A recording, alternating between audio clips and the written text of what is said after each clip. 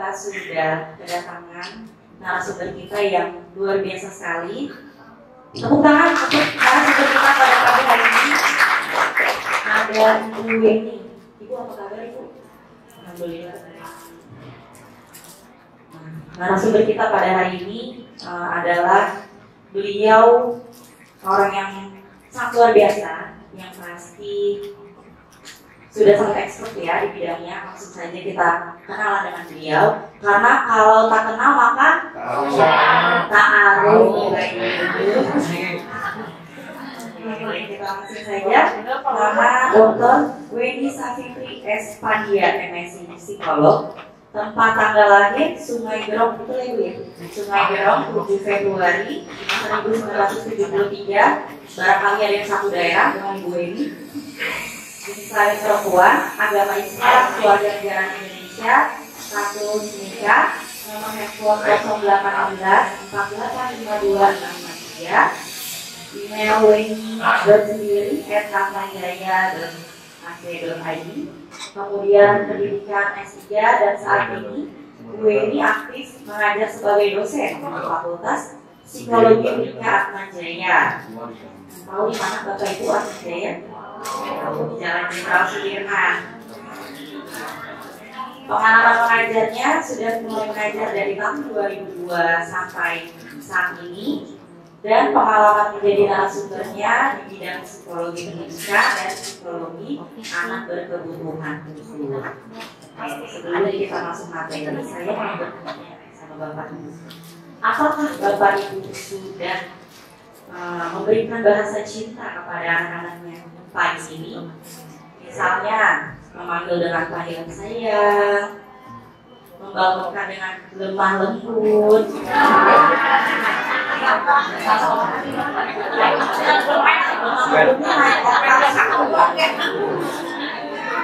mulai dari yang nada terendah, sedang, sampai yang tinggi ya. Ada yang sudah memulai anaknya. Alhamdulillah, insya Allah Bapak dan Ibu di sini semuanya adalah orang tua yang hebat untuk anak-anaknya ya. Gak apa-apa, sabar-sabar sedikit ya. Kenapa bahasa cinta ini sangat penting dilakukan di dalam keluarga? Karena ternyata bahasa cinta dan afirmasi positif yang kita berikan, yang khususnya Bapak Ibu berikan di rumah kepada anak, itu sangat mempengaruhi sekali nanti terhadap ketahanan keluarga. Pola komunikasi yang baik akan menciptakan keluarga yang tangguh. Keluarga yang tangguh tentunya pasti akan berpengaruh kepada kesuksesan anak-anak kita, khususnya anak-anak berkebutuhan khusus, yang mana anak-anak ini ya makanya ayo gitu ya, supaya nggak terlambat gitu ya, sehari-hari begitu ya Bu ya. Ada yang ngambek, ada yang susah dibangunin ya, ada yang lama-lama ya, itu makanan kita sehari-hari ya. Iya, mungkin Bapak dan Ibu, pagi ini kita akan berbagi ya. Jadi terima kasih sekali Pak Rudi, saya bisa ketemu dengan Bapak Ibu di SMB 3 ini, senang sekali ya. Selamat pagi Bapak dan Ibu guru. Jadi Bapak dan Ibu, ada satu tadi ya, pas perkenalan itu yang belum disampaikan, saya itu juga orang tua dari anak berkebutuhan khusus ya. Jadi saya punya 4 anak nih, banyak ya zaman sekarang ya Bapak Ibunya, anak saya 4. Nah yang ketiga itu lahir kembar Bapak Ibu. Lahir kembar, dua-duanya berkebutuhan khusus ya, di salah satu di SRB gitu. Nah saya cari yang dekat rumah ya, di Jakarta Barat begitu. Anak saya sekarang sudah umur, lahirnya tahun 2004 ya, jadi sudah umur 21 ya.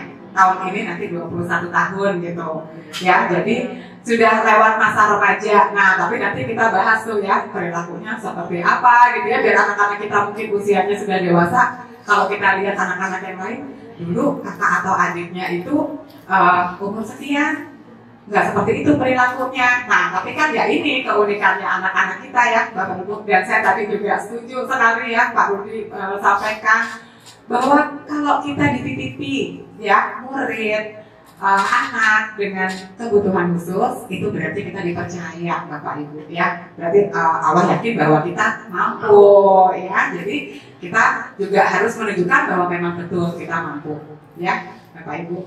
Nah, materi hari ini keterlibatan orang tua. Jadi saya yakin sekali nih Bapak Ibu yang hadir di sini mendaftar untuk kita sharing bersama pagi ini pasti keterlibatannya luar biasa ya.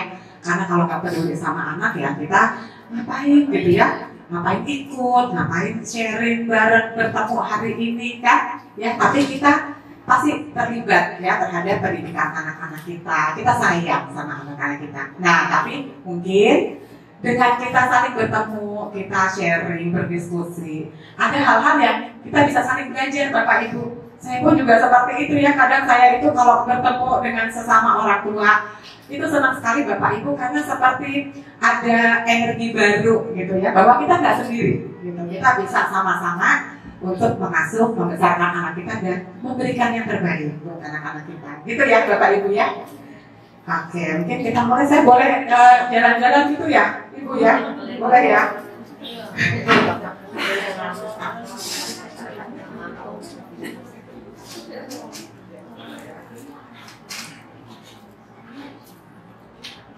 Kan judulnya Bapak Ibu keterlibatan orang tua ya dalam pembelajaran. Tapi mungkin dalam keterlibatan itu ada hal-hal di balik keterlibatan kita yang kita bisa lihat mungkin mendukung bahwa kita akan semakin terlibat, tapi bisa jadi juga ya yang harus kita atasi dulu mungkin ya beberapa yang kita anggap mungkin masalah atau kemudian kita selalu sebagai orang tua itu up and down ya Bapak Ibu ya. Hari ini pun kita bagus ya, besok kok rasanya itu aduh kok sedih ya, besoknya senang lagi gitu kan ya Bapak Ibu ya. Nah itu kan ya sebagai manusia begitulah ya wajar ya. Nah jadi mungkin kita akan bahas dulu Bapak Ibu ya apa nanti yang ada di balik keterlibatan kita sebagai orang tua. Kok kita mau sih terlibat? Ya, atau sebaliknya, kok kita kadang-kadang itu kayak bosan ya gitu ya. Aduh, diminta sekolah ini dan itu. Aduh, anak saya kok begini gitu. Ada ya pasti ya suatu saat rasa seperti itu ya. Dan sekali lagi itu adalah wajar dan manusiawi. Sebagai manusia apalagi sebagai orang tua yang dititipi anak dengan keistimewaan tertentu gitu ya Bapak Ibu. Nah jadi ini Bapak Ibu yang akan kita bahas ya di balik keterlibatan kita di sekolah ya dalam pembelajaran anak-anak kita itu. Kita lihat dulu keluarga dengan anak spesial itu seperti apa ya. Jadi keluarga kita nih Bapak Ibu jadi keluarga yang spesial, yang unik gitu ya, karena apa? Nanti kita dititipi anak-anak dengan keistimewaan. Tentu kita juga menjadi keluarga yang istimewa, ya nggak sama dengan keluarga-keluarga yang lain gitu, ya. Dan ini kita harus pandang sebagai berkah sebetulnya Bapak Ibu ya. Pasti ada yang kita nggak tahu, yang menjadi berkah tertentu untuk kita, ya. Nah kemudian keluarga dengan anak spesial ini perlu tangguh Bapak Ibu. Ya, ketangguhan keluarga nanti kita akan bahas di sini. Tapi sebelum kita sampai kepada ketangguhan keluarga, diri kita sendiri dulu yang harus tangguh. Ya, baik sebagai bapak, sebagai ibu, sebagai guru. Nah, kemudian bagaimana membentuk ketangguhan keluarga itu? Nah, nanti kita bahas cara komunikasi dengan anak ya. Jadi Bapak Ibu ada yang agak ini ya, agak tinggi gitu suaranya ketika membangunkan anak tadi pagi atau menyiapkan anak ke sekolah? Banyak ya. Banyak ya Pak ya. Ya rasanya kita udah sabar, berusaha sabar ya, tapi kadang-kadang kelepasan juga Bapak Ibu ya. Atau kalau tiba-tiba anak kita nggak tahu kenapa lagi marah-marah, tantrum ya, harusnya kan teorinya kita juga jangan ikutan marah dong ya supaya anak cepat tenang. Tapi kan itu teori ya Bu ya. Ya Pak ya, teori. Jadi kadang-kadang kita juga ikut naik suaranya, anak kita tambah marah lagi, tambah naik lagi suara kita, jadi tambah panjang tantrumnya, gitu ya. Nah tapi ternyata ada cara komunikasi dengan anak supaya anak ini perilakunya juga lebih tenang, ya. Dan kalau perilaku anak tenang, biasanya keluarga itu juga akan terpengaruh juga Bapak Ibu ya, akan lebih tenang juga. Kita komunikasinya dan hubungannya sesama anggota keluarga itu lebih enak ya. Nah akhirnya kita sampai pada bagaimana kerjasama guru dan sekolah yang tentunya ini sangat-sangat dibutuhkan oleh anak kita ya. Oke, coba kita lihat dulu ya Bapak Ibu ya. keluarga dengan anak spesial ya. Oke, Bapak Ibu ada yang anak istimewanya anak pertama? Ada ya? Satu-satunya malah. Oh ya, satu-satunya berapa orang Bapak Ibu? Oh, cukup banyak juga ya. Anak kedua kok pertama Bu? Sampai lupa ya. Sampai lupa. Ada yang anak satu-satunya, ada yang anak tengah, ada yang anak terakhir. Kayak saya itu berarti hitungannya anak yang terakhir ya Bapak Ibu ya. Karena anak ketiga dan keempat gitu ya. Dan alhamdulillah kebarnya. Nah, jadi ternyata nanti kalau kita bicara keluarga dengan anak spesial, ya bisa jadi kita nggak bahas hanya keluarga inti kita saja, tapi nanti ada hubungannya dengan kakek neneknya, ya, dengan ipar-ipar kita, ya. Jadi anak ini juga melihat om dan tantenya itu seperti apa nanti memandang mereka, hubungan kita dengan keluarga besar. Ada nggak sih Bapak Ibu yang dulu-dulunya tuh kita harus datang ke pertemuan keluarga besar? Ada ya? Ada Bapak Ibu ya? Saya juga mengalami. Kenapa kok males? Karena ditanya-tanya terus, kenapa sih anak kamu bisa begini? Kok nggak dibawa ke orang pintar? Wah, ke orang pintar ya gitu ya? Ya gitu ya, coba alternatif ini dan itu gitu nggak Bapak Ibu? Gitu ya, adalah pokoknya pengasuhan yang agak berbeda gitu ya dengan yang kita mau. Jadi mungkin kita jadi males gitu ya, tapi padahal bisa jadi ya apa pokoknya banyak sekali mereka tuh kasih masukan, maksudnya mungkin dari supaya anak kita itu lebih sehat. Dan ada juga yang bilang itu anak yang di sana itu dibawa ke orang pintar diurut jadi normal loh. Nah bilangnya gitu normal loh, anak saya jadi nggak normal ya gitu ya. Nah ini kan mempengaruhi juga kita jadi punya emosi negatif gitu ya Bapak Ibu ya. Ya udah untuk menjaga hati misalnya ya kita nggak usah datang deh gitu ya. Nah nanti kita bahas juga benar nggak perilaku itu, mungkin ada benernya juga supaya kita bisa punya emosi yang positif. Tapi bisa jadi juga kalau kita banyak ketemu dengan orang yang mendukung ataupun tidak, kita ya banyak dapat sebetulnya menjadi lebih kuat ya, karena mau tidak mau kan kita nggak bisa mengatur lingkungan ya Bapak Ibu ya untuk selalu menerima kondisi kita. Ada yang misalnya anak kita lari-lari, orang lain yang marah gitu, ibu anaknya diatur dong gitu kan, diajarin gitu ya. Wah padahal anak saya nggak seaktif ini tuh prosesnya panjang sekali. Sekarang masih sangat aktif gitu ya, lari sana lari sini, tapi dulu lebih parah lagi loh gitu ya, orang kan nggak tahu. Nah tapi inilah yang memang harus kita hadapi sehari-hari Bapak dan Ibu ya gitu. Nah jadi keluarga dengan anak spesial nih Bapak Ibu ya. Bapak Ibu saya mau tanya dulu, ada nggak sih waktu anaknya lahir terus akhirnya dapat diagnosa anak kita itu unik, punya kebutuhan khusus, kita malah bilang alhamdulillah ya Allah? Ada? Nggak ada ya Bu ya? Shock. Iya, langsung terbayang perjalanan panjang ya. Aduh ini orang-orang bilang apa, aduh bagaimana masa depan anak saya dan sebagainya ya. Jadi nggak ada sih Bapak Ibu sebetulnya ya, yang begitu anak kita lahir dengan keistimewaan, dengan kebutuhan khusus, alhamdulillah ya Allah gitu, nggak ada ya. Tapi yang pertama pasti kita rasakan ini Bapak Ibu ya. Jadi ini adalah tahap-tahapnya. Pertama kita tentu shock ya, sedih, kaget, nggak percaya, dan denial, menyangkal. Kayaknya dokternya salah deh, dia nggak kenal aja tuh anak saya. Atau ya ini kan masih di awal ya, anak saya juga baru umurnya berapa tahun, nanti pasti akan ada perbaikan gitu ya. Atau kita berharap bahwa yang ini sebetulnya mungkin dokternya nggak berpengalaman, jadi dia salah nih ya mendiagnosa anak saya gitu ya. Jadi penyangkalannya itu besar Bapak Ibu ya nggak? Begitu nggak ya di awal-awal ya. Nah jadi katanya seperti itu, dan itu saya alami juga. Lalu yang kedua kita tawar-menawar Bapak Ibu ya, berarti ya Allah kalau anak saya itu nanti pertumbuhannya lebih baik, saya janji deh sholatnya nggak bolong-bolong gitu ya. Saya janji sholatnya lebih di awal waktu, saya janji lebih banyak sedekah. Tapi asalkan anak saya itu tumbuh seperti anak-anak yang lain. gitu. Ya Bapak Ibu, ada tawar-menawar. Aduh pokoknya saya janji gitu ya, saya akan jadi orang yang lebih baik kalau anak saya itu lebih baik lagi. Saya nazar gitu ya, iya. Saya nazar ya Allah gitu ya, ada sesuatu yang kita nazarkan. Itu dalam tahap kita tawar-menawar ya dengan Tuhan ya Bapak Ibu. Masih juga anak kita bertahun-tahun ya begitu aja gitu ya, tetap aja terlambat, tetap aja sulit paham gitu ya.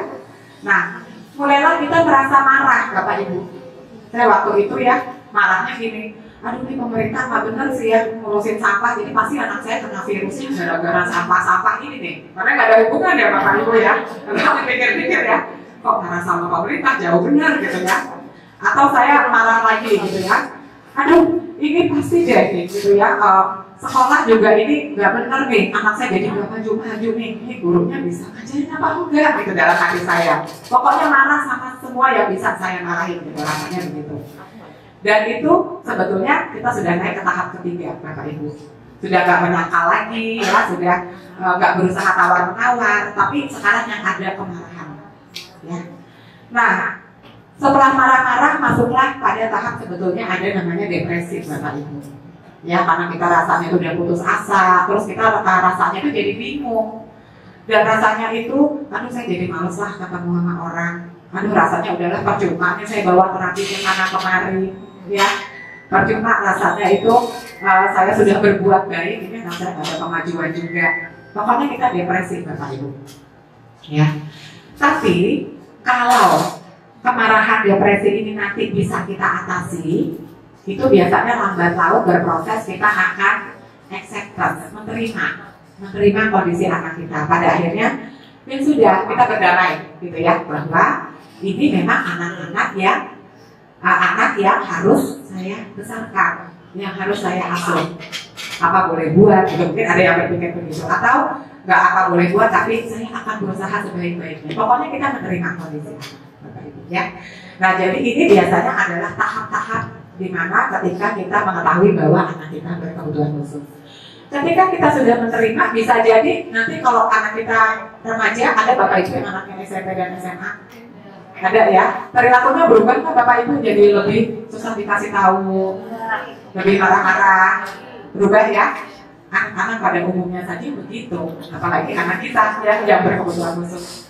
Dulu ketika anak saya masih fase remaja, itu saya harus ganti gagang pintu 3 bulan sekali Bapak Ibu. Ditonjok dan diturut-turut gitu ya. Kalau dia marah sama saya, marah sama siapapun, itu pintu itu nggak tahu kenapa tuh jadi sasaran selalu. Mereka berdua. Kalau mereka berantem nih, dua-duanya remaja karena kembar ya. Yang satu nendang pintu dari dalam kamar, yang satu dari luar kamar dibalas lagi. Kata itu saya. Tenaganya luar biasa Bapak Ibu. Ini anak saya serebral palsi, tapi dengan berbagai terapinya dari umur belum 2 tahun Bapak Ibu udah saya ikutin terapi ya. Ya akhirnya anak saya bisa berjalan, tapi jalannya juga sepatunya soalnya khusus gitu ya, karena tingginya nggak sama ya. Dan memang rutin gitu, karena kalau bolong terapi lemah lagi kakinya begitu. Tapi kalau nendang kuat Bapak Ibu, saya juga ngerti ya. Jalan agak sulit, tapi kalau nendang gitu ya, berantem mereka kuat. Nah jadi perilakunya berubah sejak remaja Bapak Ibu. Dan itu saya dari yang tadinya sudah acceptance, jadi marah-marah lagi, ya kemudian ada masanya jadi depresi lagi, gitu. Aduh ini kok sulit sekali sih, gitu ya. Jadi nanti ada masa-masanya Bapak Ibu. Ketika nanti anak kita semakin besar juga, terus kita lihat, aduh kok masih belum sesuai ya seperti yang saya harapkan. Itu kita bisa turun lagi acceptance atau penerimaan. Tapi bisa naik lagi. Mudah-mudahan lebih banyak naik dan berada di tahap itu. Nah, dengan adanya hal ini, makanya orang tua itu sangat penting untuk tangguh, ya. Tapi memang nggak mudah Bapak Ibu, karena ada kontak yang ini, ya tadi ya stigma di masyarakat. Saya pernah tuh lagi bawa anak saya ke salah satu supermarket gitu ya. Terus ditanyain, aduh ibu waktu hamil dulu kenapa sih kok anak ini juga lagi begini gitu. Saya rasanya udah mau marah gitu ya, aduh rasanya tuh pengen dibalas, tapi saya cuma bilang astagfirullahaladzim, ya doain aja Bu, gitu aja, besok saya pergi gitu ya. Karena kalau diterusin bisa emosi negatif kita ya. Iya. gitu, sering begitu ya. Atau misalnya ya orang-orang tuh menatap dengan aneh gitu kan, itu ya Bapak Ibu ya. Nah itu stigma ya dari masyarakat, bahkan mungkin dari keluarga dekat sendiri. Kamu sih dulu gitu terlalu stres sih waktu hamil, terlalu capek sih gitu. Nah kita kan jadi ada penyesalan juga ya Bapak Ibu ya, kenapa ya dulu yang terpikir seperti itu. Nah tapi itu yang mungkin nanti kita harus atasi ya Bapak Ibu, karena nggak mungkin kita juga membungkam mulut orang lain gitu ya. Jadi kita aja sendiri yang perlu tanggung. Penyesuaian dalam kehidupan pernikahan ya. Jadi pasti kalau kita punya anak spesial, kita nggak seleluasa itu untuk pergi kemana-mana, benar nggak Bapak Ibu? Ya, gitu. Kita harus pikir, anak saya sudah beres belum di rumah? Kita atur sekali ya. Nanti kita titipin ke siapa kalau kita ada perlu nih sebentar. Kita atur waktu supaya anak kita itu tetap terurus, tetap dijaga gitu ya. Pokoknya kita atur. Atau mungkin kita sendiri yang tadinya mau bekerja akhirnya memutuskan untuk nggak bekerja ya, demi merawat anak. Jadi banyak penyesuaiannya ya. Nah kemudian juga penerimaan dan penyesuaian dari kakak dan adiknya. Bapak Ibu pernah nggak mengalami ditanya oleh kakak atau adiknya, kok dia terus sih yang diurusin? Nah sering ya, sering banget ya. Aku kapan dia terus deh yang dianterin. Padahal memang butuhnya itu ya saudaranya yang istimewa ini. Bagaimana kita memberikan pengertian.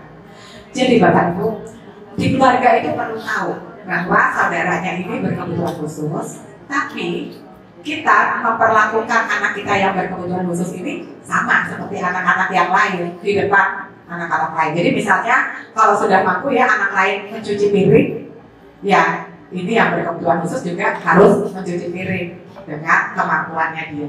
Tetap ada tugas yang dia tetap bisa kerjakan, gitu ya, tidak dibedakan, tapi beri pengertian pada kakak adiknya bahwa ya dia mampunya seperti itu.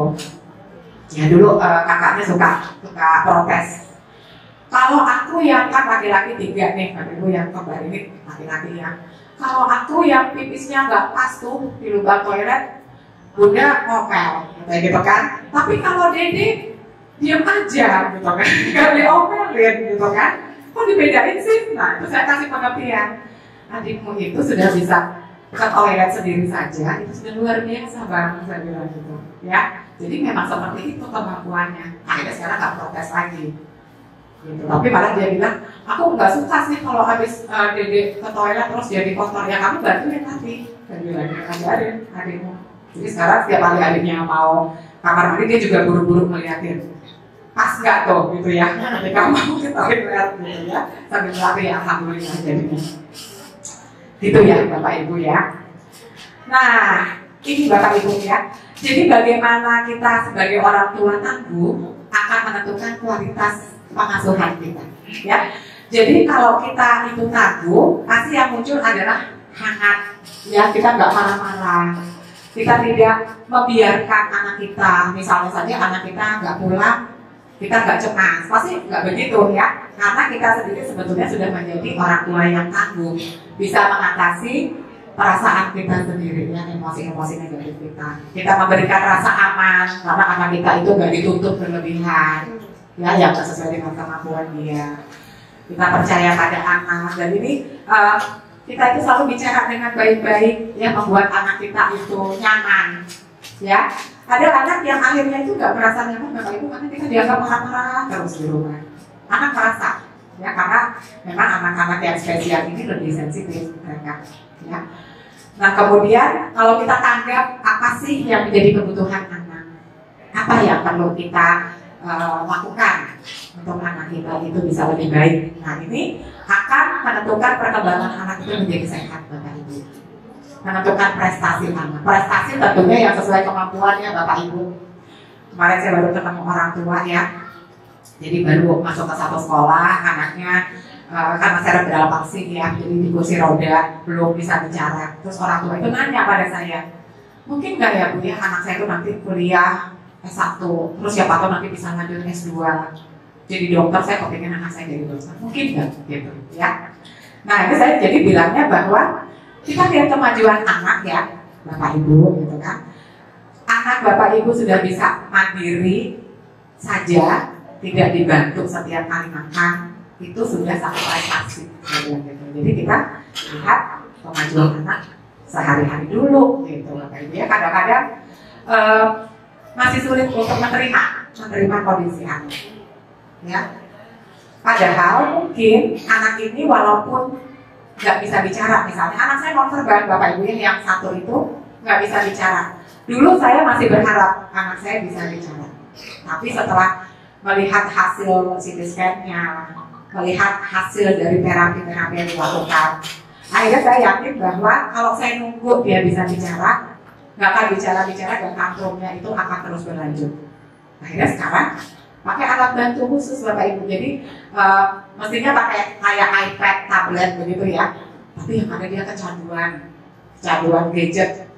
Ya, karena bilangnya mau latihan bicara, dia bilang, padahal lagi nonton film lah, dia buka-buka segala macam. Jadi akhirnya saya komunikasi dengan pihak sekolah, pakai letterboard Bapak Ibu ya. Jadi itu cuma huruf-huruf aja. Kalau dia mau bicara, dia tunjuk hurufnya itu. Dulu masih harus dipegang ya, dibantu itu tangannya, karena masih lemah. Tapi seiring waktu dengan terapi-terapi yang banyak ya terapinya gitu ya, akhirnya bisa menunjuk huruf tersebut. Menunjuk huruf aja prosesnya 3 bulan Bapak Ibu untuk tangannya bisa begini, karena sipit ya, kaku ya, 3 bulan gitu, akhirnya dia bisa menunjuk. Dan luar biasa guru-gurunya, sampai akhirnya anak saya itu bisa membaca. Saya juga nggak nyangka, masa sih gitu ya bisa baca, tapi ternyata bisa. Nah ini keyakinan orang tua juga ya Bapak Ibu, kalau kita anggap masa sih dia bisa gitu, ya anak kita nggak bisa kalau begitu. Yakin, ya kita yakin sambil melihat perkembangan dari waktu ke waktu gitu. Nah jadi ini ya Bapak Ibu, dan nanti nggak ada problem perilaku, jadi anaknya nggak marah-marah karena kita juga intonasinya tadi nggak tinggi selalu ya, kita itu hangat, sering menemani anak, bicara dengan dia, itu anak akhirnya problem perilakunya, masalah perilakunya juga menurun Bapak Ibu ya. Jadi tergantung sikap kita pada anak. Nah, sekarang kita bicara ketangguhan diri dan ketangguhan keluarga ya, Bapak Ibu ya. Tadi kan kita bicara bagaimana sih anak-anak di keluarga yang spesial ini, karena keluarga kita adalah keluarga spesial. Nih Bapak Ibu, kalau kita menjadi pribadi yang tangguh, kita itu punya kemampuan sosial yang baik. Kita mau berteman, nih Bapak Ibu, saya yakin salah satu cirinya terpenuhi ini, ya. Karena mau bergaul dengan ibu-ibu yang lain, mau ketemu dengan orang-orang lain. Ada ibu-ibu yang akhirnya mengurung diri, karena daripada saya ditanya-tanyain males atau malu Bapak Ibu, saya malu gitu ya. Ketika ke pasar saya harus bawa anak saya, udah mendingan saya suruh orang aja kalau saya perlu keluar gitu. Ada ya. Jadi itu belum menerima anaknya. Tapi kalau Bapak Ibu punya kemampuan sosial yang baik ya, bisa sosialisasi gitu. Nah ini ciri pribadi yang tangguh. Terakhir memecahkan masalah, kita fleksibel, nggak kaku Bapak Ibu. Kalau misalnya sudah rencana pergi, pernah nggak kita batalin karena kondisi anak kita? Pernah ya, bahkan ini cukup sering. Ya, udah rencana pergi, tapi anak kita lagi tantrum nih. Ya udah nggak jadi pergi. Itu kita nggak kaku, ya akhirnya nggak apa-apa lah nggak jadi. Atau sudah berencana mau mengunjungi satu tempat, tapi terus anak kita biasanya kan juga rentan sakit ya Bapak Ibu, ada anak yang rentan sakit, tiba-tiba sakit, ya sudah, kita akhirnya pergi di lain waktu, gitu, ya. Kita harus fleksibel. Dan kemudian Bapak Ibu percaya pada kemampuan diri kita ya, bahwa kita mampu, ya. Terus kita juga punya tanggung jawab. Bahwa anak ini sudah dititipkan pada kita, berarti kita rawat dengan baik. Ya. Kemudian Bapak Ibu, ini sumbernya apa sih? Memperoleh dukungan dari orang lain Bapak Ibu. Nah tadi kembali ya, kalau ternyata keluarga besar kita itu, kalau zaman sekarang bilangnya toksik gitu ya. Ya, punya teman yang toksik, anak sekarang bilangnya gitu. Terus kemudian mungkin keluarga besar kita itu toksik gitu ya. Itu sebaiknya sih kita menjaga jarak saja. Karena apa Bapak Ibu, kita perlu sehat mental juga, ya. Kalau lingkungannya itu sudah toksik, mendingan ya udah kita nggak usah terlalu banyak berinteraksi. Kita perlu menjaga kesehatan mental kita juga soalnya, ya. Tapi kita perlu cari dukungan. Nah, makanya Bapak Ibu kalau aktif di komite, kenal dengan Bapak Ibu yang lain di sekolah, itu salah satu bentuk dukungan sebetulnya. Kita sama-sama saling mendukung. Kemudian ada keyakinan diri ya Bapak Ibu bahwa kita itu patut loh dicintai, ya. Jadi kalau ada orang-orang yang misalnya mengejek kita, terus ada orang yang bersikap tidak baik pada kita jangan terima. Karena apa? Kita percaya bahwa diri kita itu berharga, patut dicintai, ya. Makanya Bapak Ibu untuk bisa nanti terus mendampingi mengasuh anak-anak kita yang spesial, ya kita juga perlu merawat diri kita. Bapak Ibu gimana, masih ini nggak sempatkan diri untuk berolahraga sedikit misalnya? Nggak sempat ya Bapak Ibu ya. Iya, dulu waktu anak saya masih kecil, apalagi 2 ya yang saya urusin ya Bapak Ibu, boro-boro ya saya bisa olahraga ya. Nah ini loh, kalau saya nanti juga sakit-sakitan, gimana anak saya, siapa yang ngerawat gitu? Ya nggak Bapak Ibu? Nah ya, kadang saya senang banget makan misalnya apa ya, yang apa sih, gorengan. Mungkin kalau nggak berlebihan nggak apa-apa ya, tapi hobi gitu ya, jadi hobi gitu. Nah terus saya juga berpikir, aduh kalau saya juga nggak jaga-jaga asupan makanan saya, nanti saya sakit. Ini anak saya 2 siapa yang ngurus ya, gitu Bapak Ibu ya. Jadi mungkin kita perlu berpikir ke sana juga, bahwa kita sendiri pun nanti karena percaya bahwa kita itu berharga, kita juga perlu menjaga kesehatan kita, baik fisik maupun mental Bapak Ibu, ya. Jadi mulai sekarang mungkin Bapak Ibu cari waktu deh, walaupun rasanya itu ya nggak mungkin lah gitu. Tapi perlu Bapak Ibu kan bisa sisihkan misalnya aja ya, mulai dari 10 menit sehari, 15 menit. Kalau ada keinginan tuh ada kok waktunya. Saya pernah tuh usahakan, capek sekali Bapak Ibu, tapi udah deh saya jam 5 pagi gitu ya, di rumah aja, dalam rumah saya 15 menit olahraga ringan sedikit. Tapi saya lakukan. Saya berpikirnya apa demi anak-anak saya, supaya saya nggak cepat sakit dan bisa mendampingi mereka sampai selama mungkin. Ya, itu ya Bapak Ibu ya. Umur sih di tangan Tuhan ya. Ya, tapi kan kita juga mesti jaga, gitu, ya. Nah, kemudian percayalah Bapak Ibu bahwa Bapak Ibu itu mampu. Ya, kadang kita merasa nggak pede. Aduh, saya bisa nggak sih mengikuti apa yang diminta oleh sekolah? Bisa nggak sih saya mendampingi anak saya? Saya nggak ngerti, ini nggak paham anak saya itu maunya apa sih?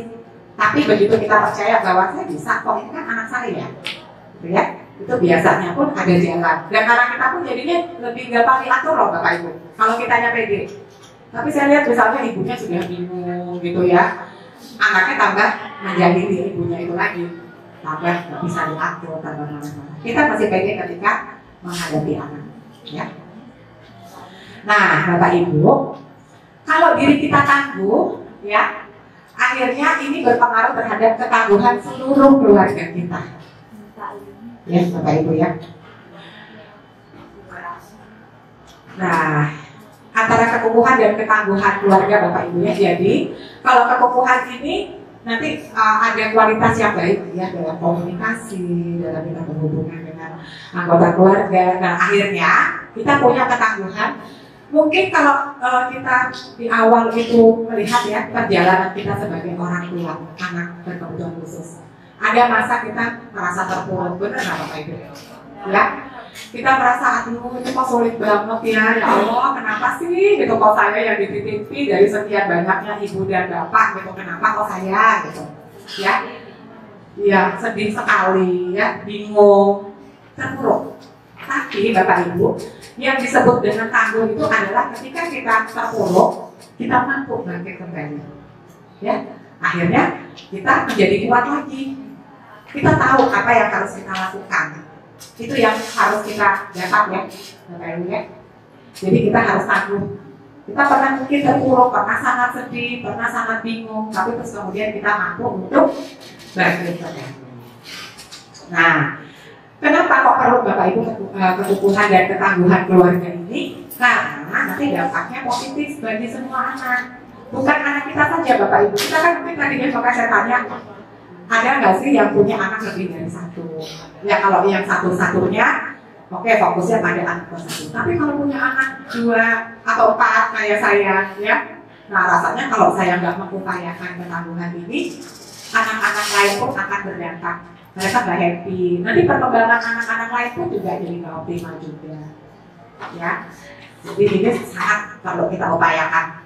Anggota keluarga yang lain juga lebih sehat mental.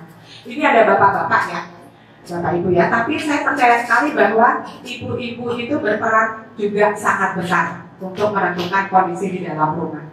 Ya, jadi begitu para ibu ini sehat mental, begitu para ibu ini tangguh, itu biasanya seluruh rumah itu juga akan bisa rapi, bisa happy, senang gitu. Ya, jadi memang kuncinya ibu-ibu ya, kita harus sehat mental, harus tangguh, dan kemudian akhirnya anak-anak yang lain ya, seluruh keluarga kita itu ya bisa terhindar dari berbagai masalah.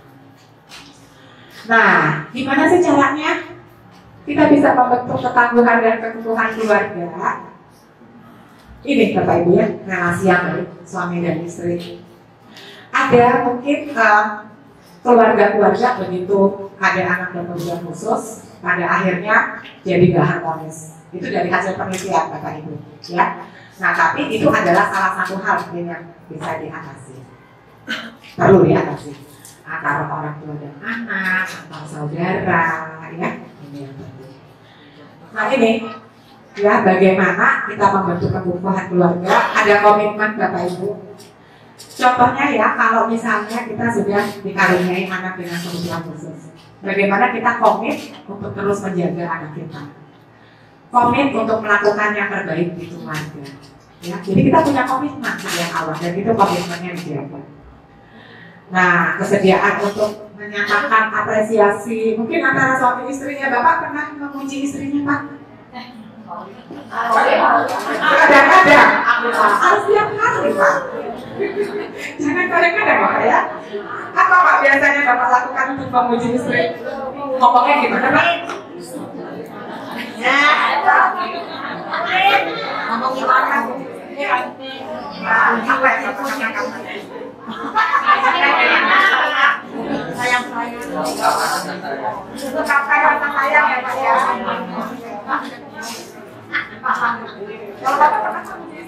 Sering Bu.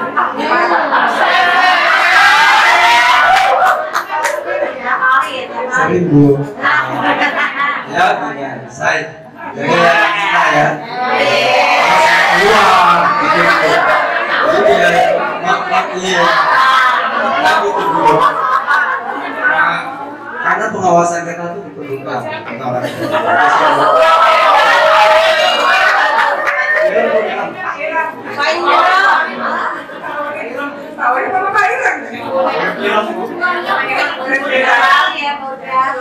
jadi Pak Urik kira mau jadi istri supaya mau jagain anaknya gitu Pak. Oh bareng-bareng. Ya saya lebih senang istrinya ya Pak ya, supaya tetap semangat gitu ya untuk menjaga anak ya. Nah jadi Pak Udin harus setiap hari. Kalau Pak Urik tiap hari ya Pak ya.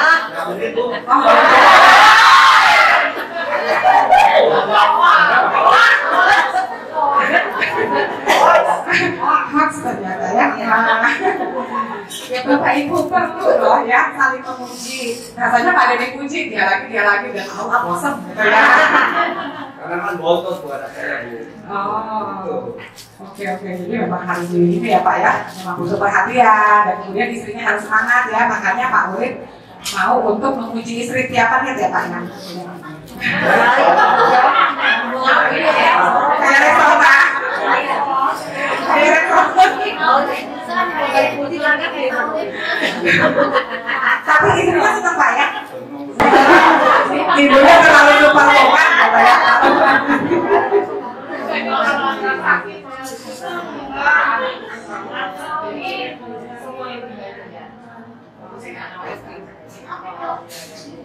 Nah jadi Bapak Ibu coba ya, kalau misalnya ibu-ibu ini nggak pernah dipuji sama suami, boleh loh Bu ngomong sama suaminya, karena siapa tahu suaminya menganggap itu nggak penting gitu. Udah bertahun-tahun nikah, ngapain sih gitu ya? Tapi ternyata kita senang loh diomongin ya Bu ya. Ya bapak-bapak juga kalau misalnya nggak pernah dipuji sama istrinya, malah aduh bawa duitnya cuma segini lagi gitu ya, malah diomongin begitu terus. Nah kita ngomong gitu kan Pak, kamu tuh gue bersyukur sekali-sekali saya dipuji dong gitu ya. Ini nanti salah satu bentuk kita terbuka Bapak Ibu sama pasangan kita ya, apa yang kita mau itu jangan disimpan-simpan dalam hati terus, karena orang mungkin nggak paham loh kamu maunya apa gitu, harus kita omongin ya. Kalau Bapak Ibu diam aja nih, kadang-kadang kita jadi sendiri ya, nyimpen sendiri kan nggak tahu ya, kita nggak bisa baca gitu apa sih yang diinginkan. Ada waktu untuk kumpul bersama, mungkin ibu-ibu atau bapak di sini mikir, aduh waktunya yang nggak ada gitu ya, saya udah sibuk ngurusin anak, sibuk kerja. Tapi diusahakan bapak ibu ya, ada waktu untuk berkumpul bersama. Nanti siapa tahu dengan kumpul bersama itu kita jadinya nggak kesel lagi, nggak sering berantem lagi, karena jadi kelihatan lagi, iya ya ternyata baik juga ya suami saya, tiap hari saya marahin nih gitu ya. Aduh ternyata anak saya manis juga ya gitu. Kalau kumpul malah berantem. Ada yang kumpul. Jadi tadi nggak kumpul gitu ya Pak ya. Anaknya bukan bapak sama ibu ya, enggak ya. Keluarga tahu engineering ya. Kalau kumpul malah berantem ya. Harusnya jarang bapak ibu. Dari film kartun dong. Iya Bapak Ibu. Jadi usahakan ketika kumpul ini nanti jangan bahas yang berat-berat. Kalau tadi sering berantem gitu ya, dia seneng-seneng aja. Kalau ada masalah jangan dibahas pas kita lagi seneng-seneng lagi kumpul gitu ya. Nah Bapak Ibu, spiritualitas ya, ternyata di Indonesia itu kalau kita stres, terutama ya terkait dengan anak istimewa kita ya, itu katanya yang paling efektif kalau kita mendekatkan diri sama yang kuasa, sama Allah. Ya, itu yang paling efektif di Indonesia. Dan ini konsisten ya hasilnya itu. Kenapa Bu? Bener banget ya, iya. Iya serahkan sama Allah, kita ngadu pada Allah, dan itu katanya yang paling efektif ya. Jadi memang kalau kita nggak punya pegangan, terus kita nggak percaya ya, itu akhirnya kita makin terpuruk, makin sedih ya. Jadi spiritualitas ini perlu kita kembangkan. Lalu kalau misalnya ada masalah, nah diselesaikan Bapak Ibu, jangan dipendam tadi. Misalnya masalahnya, aduh jengkel banget nih, saya nggak pernah dipuji, udah capek-capek, dia pulang mau kacang perut, terus udah gitu marah-marah lagi untuk ini gitu ya. Nah mungkin sudah terbiasa bertahun-tahun seperti itu, tapi kita nggak ngomong Bapak Ibu ya, harus diomongin bahwa kamu sekali-sekali itu pulang itu ya senyum gitu kan, puji ini masakan saya emang nggak enak tapi kan bisa dong diapresiasi gitu ya, tapi sambil bercanda Bapak Ibu, jangan sambil marah-marah juga jadi tambah berantem nanti ya. Jadi cara komunikasi dan punya rutinitas bersama Bapak Ibu ya. Jadi tadi kan kalau misalnya Bapak Ibu rasanya itu aduh bangun tidur, nyiapin anak, sekolah, saya pulang, masak, apa kerjaan di rumah, malam udah capek, kan rutinitasnya begitu. Tapi coba kita buat rutinitas yang bisa membangun kebersamaan. Karena tadi kita udah capek, terus ngomongnya kok agak keras, terus kita bilang, aduh maaf ya keceplosan Pak, misalnya gitu. Atau bapak-bapak nih ke ibu, maaf ya Bu, tadi kok ngomongnya agak tinggi. Nah gitu ya, jadi kata maaf, kata tolong, kata terima kasih, itu dibiasakan Bapak Ibu ya. Ini nikah mungkin udah puluhan tahun, belasan tahun, ngapain sih? Enggak ya, itu yang membentuk kita akan terus serang, saling menghormati. Itu kenapa pada akhirnya nggak harmonis, karena kita tidak saling menghormati tadi, karena udah biasa Bapak Ibu. Ngapain bilang terima kasih, udah tugasnya kok gitu ya. Nah, udah tugasnya kok bantuin saya, udah tugasnya nyari duit gitu ya. Tapi kita nggak pernah bilang terima kasih. Makasih ya Pak, saya dikasih uang belanja gitu ya. Misalnya begitu, ya Bapak Ibu ya. Jadi jangan lupa kata-kata kunci itu. Nah, jadi ini ya secara singkat aja bagaimana kita. Mungkin ada yang pikir, aduh punya anak istimewa ini kok saya kayak dihukum, kayak ada dosa apa? Enggak Bapak Ibu, kita maknai. Kita tadi dititipi anak murid berkebutuhan khusus itu pasti karena kita kuat. Ini pasti ladang pahala buat kita. Nah ada gitu ya keyakinan yang memang harus kita pegang. Terus kemudian akhirnya kita punya pandangan yang positif bahwa anak saya itu oke, mungkin kurang dalam pelajaran agak lama, tapi dia penuh kasih sayang. Dia membuat saya sebetulnya itu adem gitu ya. Dan kayaknya kalau dipikir-pikir banyak berkah deh sejak saya merawat anak saya gitu ya. Dan kita juga tahu bahwa di masyarakat pun ya orang-orang itu ada yang lebih, ada yang kurang, sangat beragam. Nah kemudian di keluarga Bapak Ibu tadinya harus fleksibel. Kita nggak bisa ngaku kalau kita maunya ini tapi ternyata situasi nggak mendukung ya sudah. Ya, kita fleksibel. Dan antar anggota keluarga itu saling sayang, saling support, saling menyemangati ya. Dan kemudian kita cari sumber daya sosial dan ekonomi yang baik. Bertemanlah Bapak Ibu, tapi jangan ya apa tadi toksik ya, yang toksik kita tinggalin aja. Dan kemudian komunikasi Bapak Ibu ya, bagaimana kita itu saling mengungkapkan perasaan. Bapak Ibu sering nggak sih bilang sama pasangannya, aku sayang deh sama kamu. Ih apaan sih gitu ya. Aduh gitu. Tapi perlu loh Bapak Ibu ya, mungkin nggak seperti itu, tapi kita kasihlah perhatian yang kecil. Misalnya suami kita pulang, capek kita sediain minum tanpa diminta. Dulu kan kita pikir gue juga sibuk nih gitu ya, udah disediain bikin aja sendiri. Nah misalnya sekali waktu kita kasih ini ya surprise gitu ya, terima kasih gitu ya. Itu perhatian kecil. Nah kemampuan memperjelas situasi kadang-kadang kita ribut untuk hal-hal yang nggak jelas sebetulnya. Apa sih sebenarnya inti masalahnya, kenapa kita kok jadi berantem?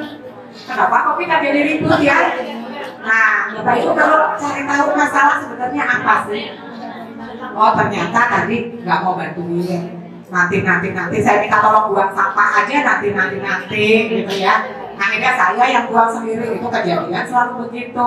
Nah, jadi inti masalahnya apa sebetulnya? Karena tidak saling mendengarkan, tidak sensitif gitu ya. Kebetulan istri saya itu sebetulnya minta tolong itu ya kan hal kecil. Si bapak juga gitu. Saya pulang capek-capek sampai rumah, yang ada malah langsung dicerewetin. Misalnya suruh buang sampah langsung gitu, bukannya nanti ya gitu ya. Saya duduk dulu, minum dulu, nanti dibantuin kok gitu. Ini harus sekarang. Oh rupanya masalahnya adalah mau bantu, tapi tunggu waktunya gitu. Ya, ibu-ibu harus sabar. Dan kerjasama ya, Bapak Ibu ya, saling kerjasama untuk menyelesaikan. Ada loh bapak-bapak untuk masih saya yakini ya, bukan bapak-bapak yang ada di sini. Ya udah kamu kan tugasnya ngurusin anak di rumah, saya cari duit gitu. Ya udah kamu urusin dia, padahal cuma dimintain sebentar, jagain saya mau masak sebentar. Gitu. Ya, tapi nggak mau jangan. Di luar sana bukan di sini pasti ya, kalau di sini mah udah terjamin lah Bapak Ibu ya. Sudah terjamin. Nah, ini cara komunikasi dengan anak tadi sudah disampaikan ya oleh Bu Muti ya. Bapak Ibu udah praktekin belum? Coba nih ya. Apa yang harus dilakukan ya? Ada aktivitas bersama keluarga ya. Saling terbuka. Kalau kesel itu kesannya kenapa? Harus dikomunikasikan. Ada nggak Bapak Ibu yang kesel tapi marah-marah sama anak? Itu nanti jadi contoh. Anak pasti terus kita bingung. Kenapa anak saya jadi suka marah-marah ya? Nah, siapa coba yang contohin? Ibunya yang contohin. Ya, anak sih nggak ikut, jadi nggak ada. Ini yang ibu-ibu yang di luar sana. Saya yakin di sini lemah lembut semua. Amin ya. aturan yang jelas, Bapak Ibu tadi konsisten ya. Kalau misalnya tadi masalah buang sampah ya kita contohin juga di rumah itu, misalnya kita habis makan kacang, nggak kita taruh di meja gitu ya. Tapi nanti anak kita melakukan itu, kita marah, bikin berantakan, baru juga dicuci, baru dibersihin gitu. Nah kita akan contohin ya. Jadi hati-hati nih kita di rumah, kita pegangnya apa, kita yang jadi contoh ya. Ada aktivitas yang positif dan kenali teman-teman dan lingkungan tempat anak kita bermain, Bapak Ibu, baik anak yang istimewa maupun yang enggak. Ya, kita harus tahu siapa teman mereka supaya bisa kita jaga. Nah, ini bahasa cinta Bapak Ibu ya untuk anak, dan sebetulnya ini juga untuk pasangan kita loh. Ya. Nah, bahasa cinta ada sentuhan fisik, kata-kata afirmasi yang tadi menyenangkan, waktu yang berkualitas, ada hadiahnya itu bisa nggak terlalu berbentuk barang kan? Dan kita melayani anak, bukan mengajarkan anak, tapi nanti kita lihat ada yang dibutuhkan anak, kita layani anak kita ya, sesuai kebutuhannya. Ini sesuaikan dengan usia dan kemampuan anak. Yang pertama dulu ya, Bapak Ibu ya, sentuhan fisik. Nah, sering membelai ya.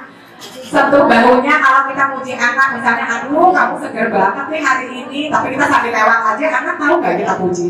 Nggak tahu ya Bapak Ibu, tapi kita harus menunjukkan bahwa kita benar-benar memuji. Aduh gantengnya anak mama gitu ya, sambil kita urus bahunya. Aduh kamu rapi sekali. Aduh gitu dong, sudah bisa sisir rambutnya sendiri gitu ya. Anak saya selalu saya puji kalau mandi itu rambutnya suka masih banyak samponya Bapak Ibu. Nah karena saya udah berapa sih ya, senangnya tuh yang kiri tapi gitu ya, yang kanan penuh sampo.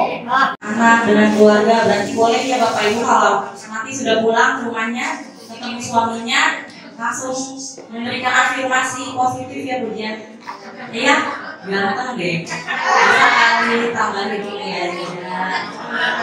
Yang bapak-bapak juga, masakannya enak nih. Mama cantik deh. Ya. Yang tadi di garis bawahi ya Bu, berarti untuk menjadi keluarga tangguh berarti kita harus menjadi pribadi yang tangguh, khususnya orang tua, misalnya ibu ya. Agar menjadi keluarga tangguh berarti dari diri kita sebagai orang tua, apakah ibu atau ayah, harus menjadi pribadi yang tangguh, khususnya ibu-ibu, karena ada pepatah yang mengatakan bahwa ibu adalah jantungnya keluarga. Jadi sebagai ibu, sebagai ayah, sudah sepatutnya kita juga mengapresiasi diri, mengafirmasi diri, meyakinkan diri bahwa saya bisa, saya tidak sendiri. Itulah sesungguhnya yang memberikan kekuatan kepada kita sebagai orang tua, khususnya anak-anak berkebutuhan khusus, untuk bisa menjadikan anak kita, keluarga kita menjadi keluarga yang tangguh. Dan tentunya Bapak Ibu tidak sendiri, di sini ada peran sekolah dan peran guru. Jadi Bapak Ibu juga jangan sungkan kalau misalnya ada yang perlu sharing dengan gurunya tentang perkembangan anaknya, itu insya Allah guru dan sekolah tentunya akan terbuka. Nah, kita sudah masuk ke sesi tanya jawab ya. Nanti akan dibuka sesi pertanyaan untuk Bapak Ibu wali murid dan juga Bapak Ibu guru apabila ada yang mau sharing atau ditanyakan kepada Ibu ini di sini. Bapak Ibu tangguh? Saya tangguh. Bapak Ibu tangguh? Saya tangguh. Ada yang mau ditanyakan atau sharing Bapak Ibu? Oke, boleh berdiri Mas, sebutkan nama dan nama anaknya ya.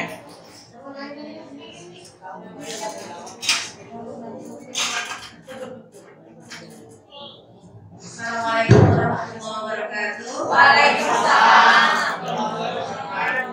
Nama saya Astarani, anak saya Muhammad Nizam Fatur Rahman, kelas 8B Tunang Nunggu. Saya mau tanya Bu, kalau bahasa sayang saya ke anak saya kan zaman dia kecil sering peluk, sering cium. Nah pas sudah gede, saya jarang melakukan itu. Anak saya nanya kenapa sekarang nggak cium lagi. Saya risih karena anak saya udah gede. Jadi saya malu gitu kadang cium dia. Dia bilang mama udah nggak sayang lagi katanya sama Dede gitu. Solusinya gimana ya Bu? Terima kasih. Iya, terima kasih Mbak pertanyaannya ya. Nah, ini kadang kita alami juga ya, Bapak Ibu ini nggak mengalami hal yang sama. Ya, anaknya sudah semakin besar, kitanya sih gitu ya, cium-cium terus polo-polo, padahal anaknya masih mau. Iya, Bu Asma, ini saya alami juga ya, anak saya kan tadi 21 tahun ya. Itu sama Bu, dua-duanya itu kalau mau tidur itu harus saya kelonin, harus saya tepuk-tepuk, tapi saya berusaha untuk bilang, kan minta peluk, minta cium. Saya peluknya cuma sebentar dan ciumnya itu sekali di pipi kanan. Nanti peluk lagi gitu ya, terus cium lagi gitu, enggak cukup sekali saja. Kenapa gitu kan? Kamu sudah besar gitu. Jadi saya tekankan Bu, nah ini juga sebetulnya satu hal yang menjadi tantangan kita ya Bu ya, tentang pendidikan kesehatan reproduksi atau pendidikan seksual. Bisa jadi anak-anak kita itu kalau dibilang kalau psikologi itu ada usia yang sesungguhnya. Nah, saya usianya 21 tahun ya, tapi ada usia mental. Kalau saya prediksi ya, saya perkirakan anak saya itu usia mental itu mungkin masih 6-7 tahun Bu. Jadi mereka itu sebetulnya selayaknya anak usia 6-7 tahun gitu ya, perilakunya, emosinya, ya jadi masih suka nangis-nangis kalau minta sesuatu, marah-marah, itu kan perilaku anak usia 6-7 tahun ya Bu ya. Padahal usia sesungguhnya itu sudah 20 tahunan gitu kan. Nah tapi dari kitanya yang perlu memang menekankan bahwa kamu sudah besar, tidak pantas gitu. Anak saya yang verbal juga saya sering begitu, cium. Saya bilang nggak pantas, marah tadinya saya langsung dilempar pakai sapu tangannya gitu kan. Terus saya peluk sebentar, udah sayang, tapi sudah besar, peluknya sebentar, saya bilang gitu. Dan mereka taunya, udah tidur di sini sampai aku tidur. Dulu karena waktu usia 4-5 tahun ya begitu ya Bu ya. Tapi kan sekarang sudah besar, sudah tidur di tempat tidur masing-masing. Jadi saya biasakan sekarang cuma saya datang ke kamar mereka, saya selimutin. Terus saya baca doa gitu ya, terus cerita sebentar gitu ya. Setelah itu tadi cium sebentar, dipikir-pikir kamu peluk sedikit. Langsung saya pergi, tunggu, nggak boleh pergi. Tapi saya keluar aja, enggak, janjinya tadi cuma sebentar, saya bilang. Supaya mereka juga tahu perilaku yang pantas dan tidak pantas. Nah ini penting tuh Bapak Ibu. Makanya tadi saya cerita anak saya masih suka keluar kamar mandi, nanti belum pakai baju, terus bahkan pakai handuk, tapi dihandukin atasnya gitu. Saya bilang gitu. Cuma atasnya gitu kan, bajunya udah pakai handuk kan, yang ditangkap pakai handuk udah gitu. Tapi justru atasnya gitu loh. Bawahnya dong mestinya gitu ya. Karena usia mentalnya mungkin ya. Memang masih sebetulnya kan nggak ada pikiran apapun anak-anak kita itu. Masih layaknya anak-anak yang usia tadi 5 tahun, 6 tahun. Nah kitanya yang perlu mengajarkan perilaku yang pantas dan tidak. Terus kemudian tadi juga bagaimana membersihkan diri. Itu termasuk pendidikan seksual itu Bu. Ya bagaimana membersihkan diri ketika sudah buang air. Bagaimana berpakaian yang pantas. Jadi kalau misalnya mau pergi saya bawa ke pasar, karena tuh anak saya itu tahu bahwa karena sudah besar tidak pakai celana pendek lagi. Saya bilang ganti celana yang paling tidak selutut. Tadinya mereka tetap aja gitu, susah karena pakai bajunya lama kan. Ini udah bagus, masih rapi gitu. Ya, tapi kita keluar kamu terlihat gitu kakinya nggak bagus. Saya bilang. Akhirnya sekarang sudah terbiasa begitu saya bilang mau kemana gitu kan, ke pasar ikut nggak, ganti baju dulu ya. Gitu. Oh ya alhamdulillah udah paham gitu Bu. Ya jadi kita nanti perlu biasakan dan itu sudah tepat sekali gitu ya. Kalau sudah akhir balik kita jangan terlalu cium peluk anak kita. Mereka masih tahu batas. Dan kita kasih tahu juga yang boleh peluk dan cium itu hanya ibunya gitu. Ya, jadi berarti kalau ada orang lain yang melakukan itu harus lapor, harus bilang karena itu tidak pantas, tidak boleh. Itu ya Bapak Ibu ya. Terima kasih Bu Asma pertanyaannya. Silakan Bapak Ibu ada yang lain yang mau sharing? Boleh yang belakang. Oh, Uni. Sekarang kita buka sesi guru dulu ya.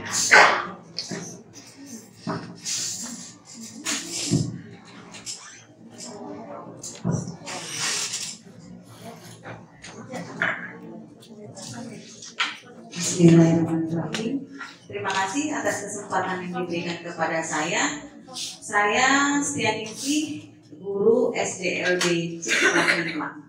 Ibu izin bertanya ya Ibu, ini dari kami guru.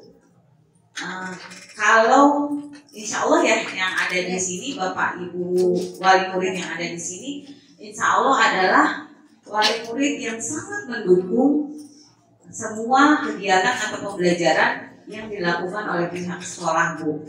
Ya, karena dengan kehadiran Bapak Ibu yang ada di sini itu adalah salah satu bukti menurut saya. Nah, tetapi Bu, masih ada orang tua murid yang tidak kondusif gitu, tidak mendukung kegiatan atau pembelajaran yang dilakukan di sekolah. Kemudian ada juga orang tua murid yang pola asuhnya cenderung menyakiti gitu, menyakiti peserta didik. Sementara kami di kelas, kami di sekolah pendidikan atau pengajaran kami adalah merangkul gitu, jadi nggak sinkron gitu Bu.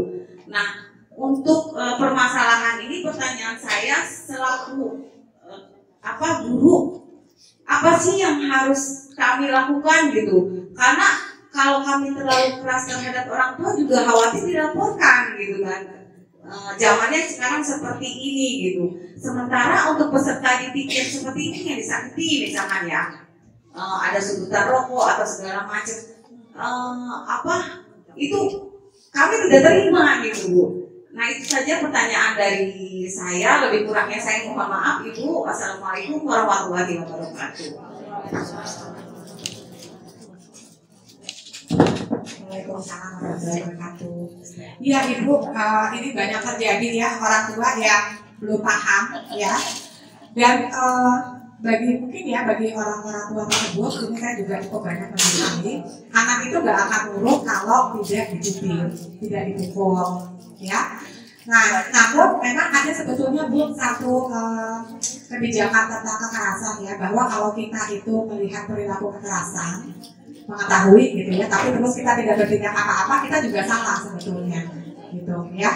Jadi memang kalau ada orang tua apalagi sampai menyebut rokok, itu lama-lama kalau hilang ini ya kendali ya Bapak Ibu tuh anak itu bisa jadi kan sampai nyawanya terancam juga ya, banyak kejadian ya bahwa anak akhirnya nggak selamat di tangan orang tua sendiri. Nah Bapak Ibu yang ada di sekolah, mungkin kalau Bapak Ibu yang seperti ini perilakunya itu memang perlu sekali di edukasi khusus Ibu. Dan ada sekolah-sekolah yang menerapkan ketika tahun ajaran baru, ketika di awal orang tua menitipkan anak di sekolah itu semacam ada perjanjian. Jadi perilaku apa yang harus dilakukan oleh orang tua tersebut yang diinginkan oleh pihak sekolah. Jadi tadi misalnya kehadiran ketika ada rapot misalnya, terus kemudian juga komunikasinya harus seperti apa, pengasuhannya bahkan diharapkan juga seperti apa. Jadi bisa jadi orang tua ini memang nggak tahu, sudah terbiasa karena pengasuhan itu budaya juga ya Bapak Ibu ya. Saya pernah ketemu dengan beberapa orang tua itu yang menganggap bahwa ya saya itu juga dibesarkan dengan dipukul gitu ya, dengan cara kekerasan, toh saya jadi orang gitu kan. Saya sekarang berhasil gitu, berarti itu memang perilaku pengasuhan yang benar. Ada orang tua yang mungkin seperti itu, makanya zamannya sekarang kan sudah berubah ya. Nah jadi pihak sekolah mudah-mudahan nggak bosan-bosan mengedukasi orang tua. Dan kalau di awal ketika orang tua menitipkan itu kita betul-betul menyampaikan apa yang diharapkan. Dan kalau perlu pakai matre gitu, padahal memang kan sekolah ya harus menerima siswa ya. Tapi tetap orang tua itu perlu menangkap bahwa pihak sekolah sangat concern gitu ya, sangat perhatikan hal-hal yang seperti ini menyakiti anak itu kita nggak terima gitu, nggak bisa. Tapi menurut saya nggak apa-apa Ibu, itu orang tua tersebut perlu dipanggil khusus dan diedukasi. Mungkin ada juga guru yang menganggap aduh itu kan urusan rumah tangga gitu ya, nggak enak kalau terlalu mencampuri. Tapi kita berpikir ini keselamatan anak didik kita sih. Nah itu ya, jadi perlu sih dipanggil khusus, orang tuanya itu diberitahu, dan kemudian bisa jadi setiap orang tua yang datang itu harus ada mungkin semacam perjanjian lah. Yang sekolah ingin apa dan orang tua itu harus juga berpikir untuk anak. Mungkin begitu ya Ibu ya.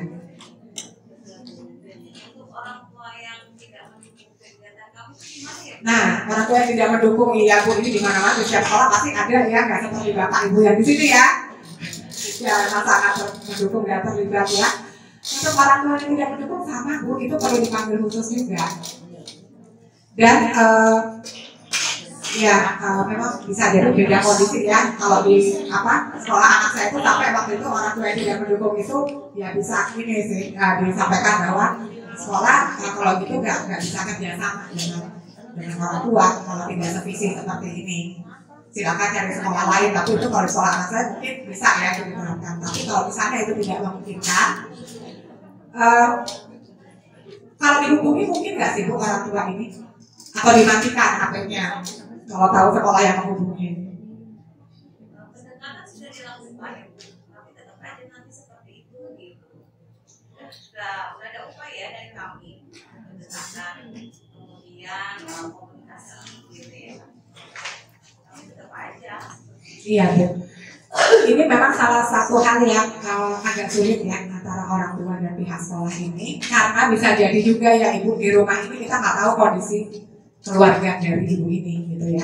Tapi kalau memang ini sudah terus terjadi, kalau saya sih berpikir sekolah tetap saja menjalankan usaha untuk komunikasi dengan orang tua tersebut. Tapi tidak dengan misalnya menunjukkan marah dan sebagainya. Tapi ajak orang tua itu untuk menyampaikan apa sih sebetulnya yang membuat dia kok tidak mau terlibat. Karena bisa jadi mungkin di rumah itu juga sedang kondisinya nggak baik, atau memang orang tua ini nggak menerima gitu ya, menerima kondisi anaknya tadi. Kalau orang tua yang belum acceptance atau menerima ya Bu ya, bisa jadi memang pengasuhannya pembiaran. Ya, anaknya mau nyasar, mau nggak pulang, mau nggak makan, ya terserah lah gitu. Yang penting saya kan udah memiliki kewajiban menyekolahkan. Bisa jadi seperti itu. Tapi kalau saran saya mungkin sebisa mungkin nanti kalau tahun ajaran baru orang tua murid itu harus ada semacam tanda tangan gitu bahwa mereka akan terlibat dengan sekolah. Dan untuk orang tua yang sudah terlanjur seperti ini, coba terus pendekatan, tapi pendekatan itu ajak bicara ada masalah apa sampai dia nggak tahu gitu. Untuk terlibat, untuk mau tahu dengan pembelajaran anak. Pasti ada sesuatu sih Bu dengan orang tua yang seperti ini ya. Kok sampai nggak menerima, biasanya kita kan waktunya nggak acceptance-nya itu ya memang belum menerima, tapi kan nggak selama itu ya kan. Pasti nanti kita ujungnya itu berusaha menerima dan berusaha terus. Mungkin gitu ya Bu ya. Jadi jangan bosan-bosan ya Bu ya. Ada memang orang tua yang seperti itu. Iya. Oke, silakan Bapak Ibu yang lain, apakah ada yang mau sharing, yang mau ditanyakan? Iya, silakan Ibu.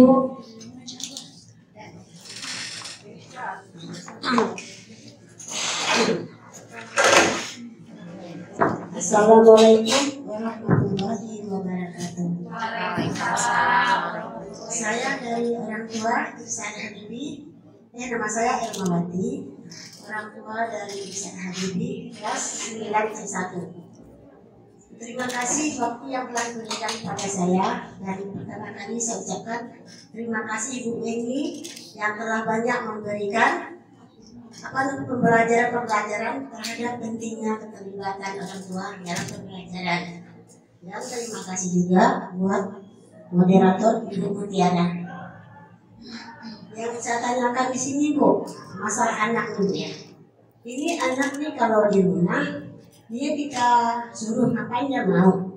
Tapi kalau di sekolah misalnya kita masuk ke kelas sebentar, anaknya bilang, Mama nggak boleh masuk, selalu keluar katanya kan. Nah satu lagi kalau dia misalnya ada saya keluar, misalnya dia ada acara sanggal gitu kan, dia kan bacakan juga Bu. Jadi gerakan dia itu ada yang salah. Jadi di rumah kan waktu kita lebih banyak daripada dia di sana. di sekolah lebih sedikit, kita betulin itu di rumah. Dia tetap nggak mau. Tapi kalau saya suruh orang gurunya membetulin dari masalah atau di sekolah, dia patuh Bu. Nah yang pas di sekolah itu kita bilang sini ini nggak mau dia. Nah itu yang saya tanyakan Bu, itu gimana cara penanggulangannya gitu. Banyak tuh lebih patuh yang nurut daripada kita gitu orang tuanya. Ada itu aja Bu ya. Terima kasih ya Bu.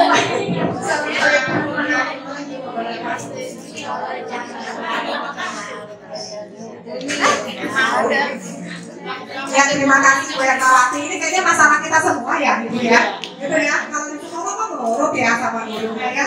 Di rumah sama kita itu aduh susah banget dikasih tahu ya. Kenapa kok pertama anak Ibu usianya di kelas 9 sekarang ya Bu? 16 tahun. 16 tahun ya Bu? 16 tahun. Oke.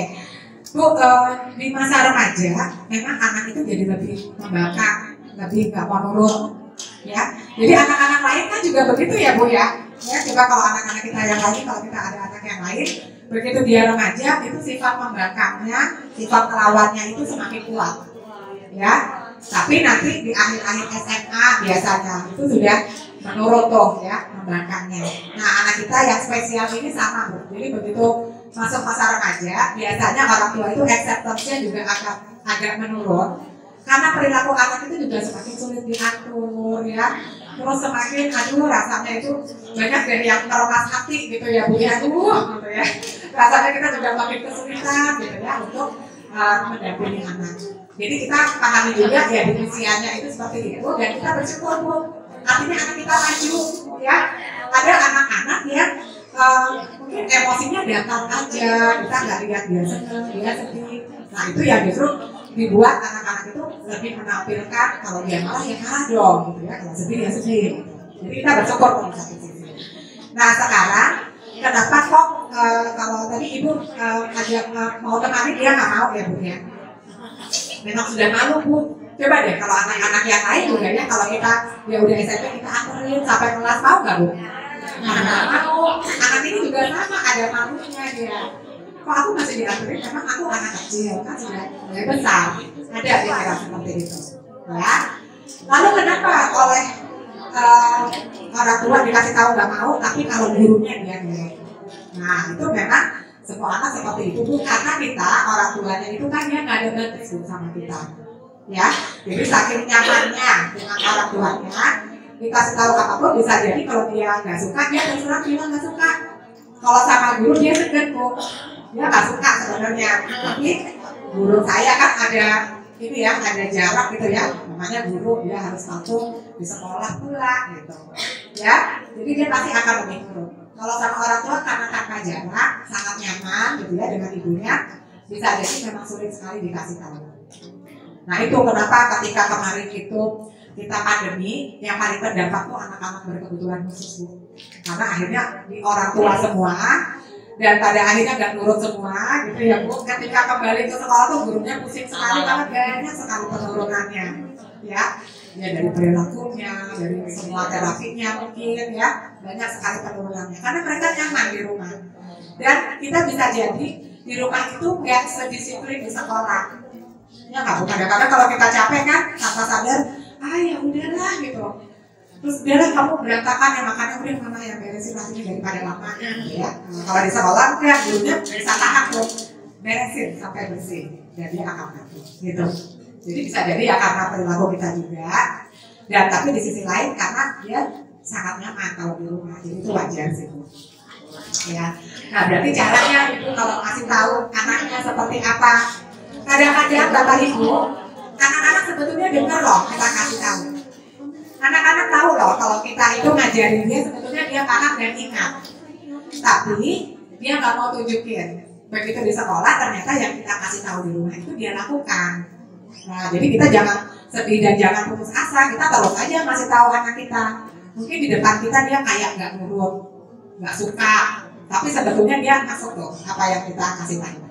Kadang-kadang kan dia saya bilang kamu nggak mau bilang ke mama bilang ke gurunya ya katanya gitu. Oh iya dia nggak suka ngomongnya juga dulu betul. Kemarin saya dilempar bantal sama anak saya gara-gara saya lupa dia ada di situ. Saya ngomong sama anak saya yang lain, ya kakaknya, menceritakan bahwa ya itu lihat Bunda dapat WA nih dari gurunya si Atala, karena Atala dari gurunya Atala. Dia masa nggak mau disuruh sholat di sekolah, langsung plok saya dilempar bantal gitu. Oh iya maaf nak, udah lupa kamu ada di situ. Jadi maksudnya jangan ngomongin aku ya, gitu aku nggak suka. Gitu. Mereka nggak suka diomongin sih, sama kayak kita ya. Kita kalau diomongin kan kita juga nggak suka ya. Mereka sama. Oke Ibu, apakah ada lagi? Apakah ada yang ingin bertanya lagi? Bapak Ibu, sharing juga boleh. Boleh Ma, yang di belakang. Silakan sebutkan namanya.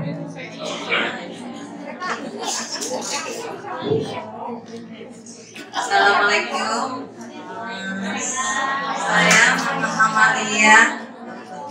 Saya Mama Amalia Dewi Wisnu Fatimah. Ingin bertanya untuk anak remaja yang sudah memulai masa haid. Bagaimana caranya agar anak itu bisa tahu di sekolah, antara di sekolah dengan di rumah?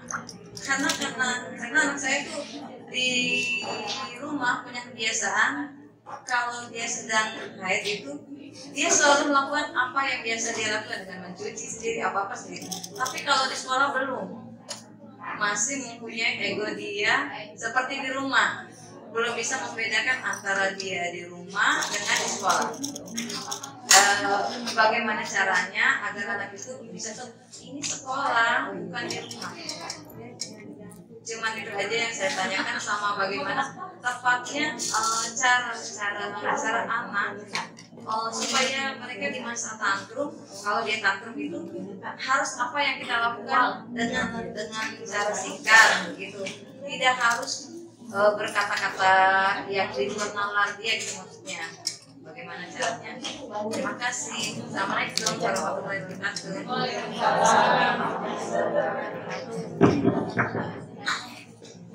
Ya, Ibu Amalia ya Bu ya. Oh, mamanya Amel. Oh iya. Jadi kalau di sekolah justru dia nggak mau cuci sendiri gitu Bu? Dia di rumah cuci sendiri, tapi di sekolahan dia mencuci, tapi dia masih belum berlaku, maksudnya mau disamakan dengan di rumah gitu. Dia kalau itu di sekolah nyuci, padahal dia kan tidak membawa perlengkapan dia. Oh iya iya iya. Dia tahu tempatnya di sini loh, dan Iya. kalau di sekolah kan. Iya, oke Bu. Iya, jadi memang ya anak-anak kita ini banyak yang belum bisa membedakan tempat gitu ya. Jadi dia anggap di rumah sama di sekolah itu sama saja Bu, ya. Nah, Ibu anaknya bisa dikasih pengertian nggak? Dan juga nanti oleh gurunya juga mungkin ya Bu ya. Jadi kerjasama dengan guru. Jadi kalau saya itu biasanya selalu tuh tiap awal semester tuh ditanyakan perilaku anak saya apa ya. Pihak sekolah itu nanti perlu bantu untuk mengubah atau memperbaiki, ya. Jadi ya waktu itu saya pernah semester itu harapan saya adalah anak saya sudah nggak lempar-lempar lagi. Pernah juga semester yang lainnya itu saya berharap kedua anak saya ini sudah nggak banyak berantemnya. Hal yang menurut mungkin orang lain simpel, tapi bagi saya itu masalah banget tuh di rumah gitu ya. Nah jadi itu yang saya titipkan pada gurunya. Jadi bisa jadi Bu untuk Amel dititipkan juga pada gurunya bahwa dia itu nanti kalau misalnya mau cuci-cuci memang harus pastikan bahwa dia bawa peralatan, dan berarti setiap kali dia haid ibu juga sudah siapkan mungkin Bu, siapkan peralatannya. Jadi saya tuh selalu juga bawain baju ganti sama celana ganti Bu di tasnya anak saya, karena bisa tahu-tahu dia itu menumpahkan air misalnya lagi makan siang bersama dan dia ngotot mau ganti baju. Jadi akhirnya baju siapapun, baju gurunya, baju temannya akan harus dia pakai gitu, karena dia maunya berkeras ganti baju karena basah memang ya. Nah jadi mungkin ini bisa solusinya adalah ibu bawakan perlengkapan kalau misalnya dia mulai merasa nggak nyaman jadi harus ganti di sekolah. Jadi mungkin dia mau ganti itu karena nggak nyaman mungkin Bu, iya nggak sih Bu? Iya mungkin dia nggak nyaman jadi dia merasa harus ganti tanpa ingat bahwa dia nggak bawa loh sebetulnya perlengkapannya. Nah, jadi mungkin ibu bisa setiap kali dia haid dibawakan. Dan berarti kerjasama sama gurunya. Kalau dia mau cuci-cuci itu berarti kan ada tempatnya. Dia harus bawa perlengkapan dia itu kamar mandi, sehingga nanti juga private gitu ya Bu ya, teman-temannya juga nggak tahu gitu ya, lakukan itu di kamar mandi, mencuci-cuci gitu Bu. Tapi nanti kerjasama sama gurunya gitu Bu, kabari gurunya gitu. Memungkinkan nggak Bu kalau seperti itu? Iya sih, waktu itu karena pernah kejadian di sekolah. Katanya cuma satu atau yang mencuci di kamar mandi. Kalau gurunya saya juga lupa waktu itu kalau dia sedang itu, jadi dia belum bisa punya pemikiran, oh ini harus ini gitu. Terus maksud saya itu bagaimana caranya itu maksud saya itu dia membedakan antara sekolah dan di rumah ya. Dia bisa apa yang kalau di sekolah kan dia nggak tahu. Betul, iya Bu. Nah itu keunikannya anak-anak kita itu begitu ya Bu ya, kurang antisipasi gitu kan. Akhirnya ya udah kita yang memang masih harus membantu gitu Bu. Ya kita siapkan, tapi juga bilang sama gurunya sehingga guru juga bisa mengarahkan. Kalau misalnya belum ada gantinya, berarti guru juga harus menahan dulu sebentar, sabar gitu ya. Ibu telepon mama dulu di rumah gitu untuk membawakan ganti misalnya seperti itu Bu. Ya. Nah kemudian kalau tantrum itu seperti apa ya? Lebih mudah memang menjaga sebelum anak kita tantrum ya Bu ya. Biasanya kalau saya udah lihat anak saya sudah mulai meningkat nih emosi negatifnya, nah saya yang harus segera waspada. Jangan-jangan tadi saya ngomongnya ketinggian nih volumenya, bikin dia marah gitu. Jadi langsung biasanya saya alihkan, saya tepuk-tepuk gitu ya, saya tenangkan. Karena nanti saya udah tahu kalau anak saya mau tantrum tuh biasanya matanya itu menyorot tajam, napasnya itu tambah cepat, mukanya jadi cemberut, lagi bakal marah hebat nih gitu ya. Kadang sepele gitu, bahwa saya cuma nah stop, nggak boleh gitu ya, kelepasan melarang itu seperti itu, stop, jangan gitu ya. Nah saya bisa langsung marah kalau moodnya nggak bagus. Jadi Bapak Ibu kenali ya apa yang membuat anak bisa tantrum, bisa ngamuk-ngamuk gitu ya. Kalau itu terjadi, sebetulnya ada anak yang sulit untuk ditenangkan dengan cepat Bu.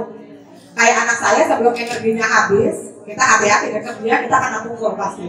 Ya pernah saya sampai benjol, sampai memar gitu ya. Karena saya berusaha untuk backup anak saya di saat dia lagi ngamuk-ngamuk begitu, malah saya kena tonjok gitu. Jadi yang saya lakukan adalah saya ada satu memang ini ya Bu ya, satu kayak pojokan begitu, yang lumayan aman kalau dia mau guling-guling gitu. Tapi memang saya waspada kalau dia sudah mau membenturkan kepala, itu akan saya tangkap dengan resiko saya kena pukul juga sih. Ya udah daripada anak saya benjol gitu ya, palanya bahaya. Tapi memang sebisa mungkin kita waspada dulu apa yang membuat dia tantrum, dan itu jangan sampai terjadi. Saya juga melihat kalau anak saya sudah terlalu banyak makan yang manis-manis subuh. Anak saya senang banget makan walaupun gak gemuk sih, karena saya kasih aktivitas olahraga banyak gitu ya. Saya minta di sekolah juga dibuat aktif kayak gitu. Tapi kalau dia sudah mulai banyak makanan yang gak sehat lah ya, yang banyak tepung, walaupun anak saya ini ya sebetulnya cerebral palsy kan gak terlalu pengaruh, tapi ternyata perilakunya bisa tambah buruk dengan makanan yang banyak sekali manis-manis. Dia sudah minum susu yang itu ya Bu ya, susu kotakan itu anak saya senang banget tuh. Tapi kalau sudah kebanyakan, cepat marahnya. Ya moodnya cepat sekali berubah jadi negatif. Jadi kita jaga makanan anak-anak kita juga ya Ibu ya. Ya walaupun sebetulnya nggak ada katakan, tapi nggak ada salahnya kurangin yang manis-manis. Terus kemudian kita sebisa mungkin masaklah di rumah, nggak jajan-jajan gitu. Repot tapi itu sehat ya. Ya, nah kalau sudah tantrum, bisa jadi kita biarkan dulu, kasih waktu dulu gitu, biar melepaskan emosi negatifnya. Baru kemudian kita kasih tahu kenapa kamu marah, harusnya nggak lempar-lempar dan seterusnya. Itu ya Bu ya, semuanya menjawab ya. Apakah ada yang ingin bertanya lagi? Bapak Ibu tangguh?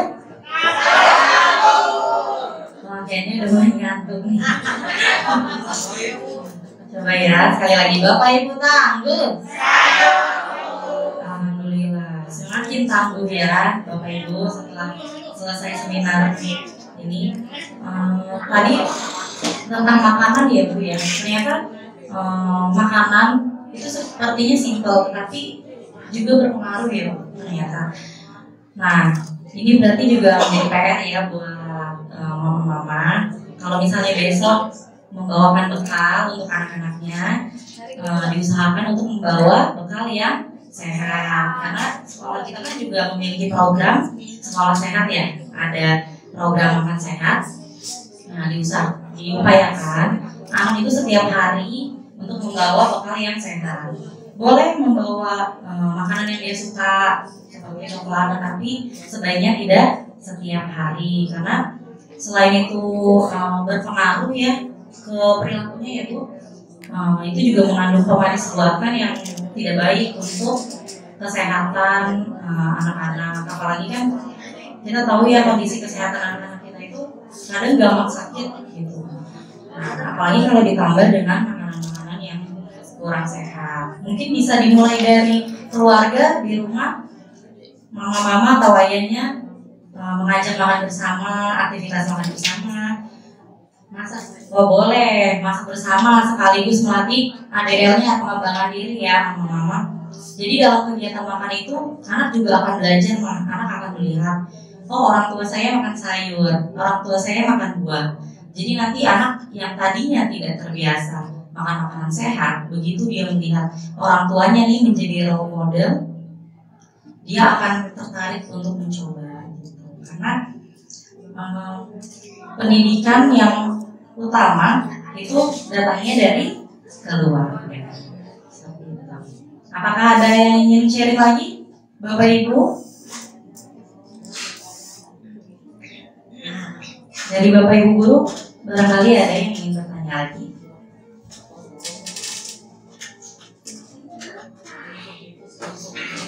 Ada yang bertanya lagi ya? Gak apa-apa, tanya aja daripada nanti kepikiran, Bapak Ibu. Aduh tadi lupa nggak ditanya gitu.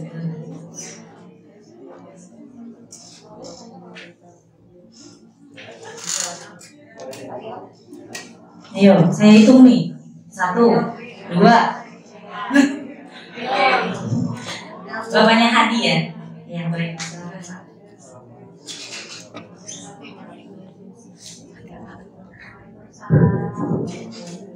Nama saya Mahmudin, orang tua dari Hadi, kelas 5C. Yang saya tanyakan ini sebenarnya umum ya, tentang masalah HP untuk anak. Ini setelah pulang sekolah, dari pulang sekolah sampai kegiatan HP. Nah, bagaimana untuk mengatasi keracunan anak terhadap HP? Yang kedua, kebetulan anak saya ini dia kemandiriannya itu untuk mencari uang sudah timbul, sampai saya agak berat juga ya kalau dia sampai parkir. Saya berharap tapi dia masih macam. Nah, saya tanyakan apakah boleh anak seperti dia itu untuk mencari uang sendiri. Ya, uang itu alhamdulillah entah siapa dia yang ngajarin ya. Hasilnya itu dia masukkan di kotak amal, kemudian dia tabung dan uang itu biaya dia. Nah, yang di masalah itu saya ini yang malu kok punya tangga anaknya kok parkir padahal bukan cuma kemauan dia sendiri. Terus yang ketiga, mengoptimalkan anak sampai di mana dia agar kita bisa mengoptimalkan misalnya kegiatan. Saya sarankan dia untuk olahraga, tapi dia tidak mau. Bagaimana caranya agar dia bisa mau mengikuti kegiatan-kegiatan di luar sekolah? Ya, sampai gitu.